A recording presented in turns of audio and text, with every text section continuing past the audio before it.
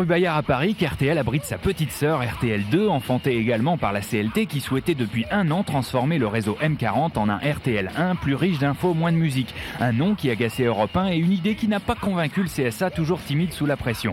Mais depuis le 7 mars, la polémique semble circonscrite car RTL2 est né. 48 salariés, pas encore la grosse tête. Il est vrai que la CLT a donné 3 ans à son directeur pour équilibrer son budget, créer l'âme de la radio et piquer quelques auditeurs aux petits copains qui ont quand même de l'avance. La FM a aujourd'hui 14 ans, 14 années d'une histoire assez riche, avec de multiples rebondissements, mais peut-être avec une seule façon de vraiment appréhender la radio. Je dirais que sur ce plan, d'ailleurs, Énergie a beaucoup formaté ce monde de la FM.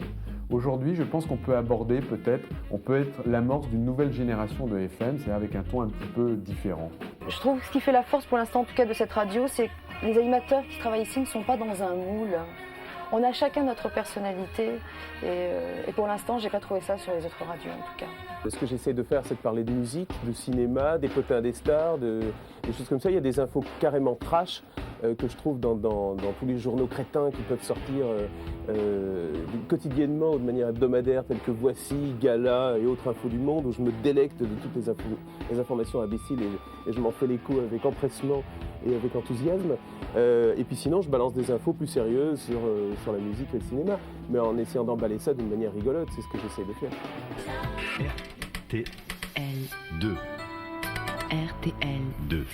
Aujourd'hui, dans la rubrique préférée des Midinettes sur RTL2, on va parler de Barry White, qui parle de lui à la troisième personne, comme Alain Delon, il vous en prie, et qui a déclaré ceci: « Il n'y a aucun endroit où Barry White n'ait pas fait l'amour. » RTL2 s'adresse essentiellement aux 25-35 ans sur un bassin de diffusion d'environ 28 millions de personnes, venant ainsi chasser sur les terres d'autres radios FM musicales comme Europe 2 ou même Nostalgie et RFM où l'on n'a pas vraiment célébré la naissance de cette nouvelle concurrente.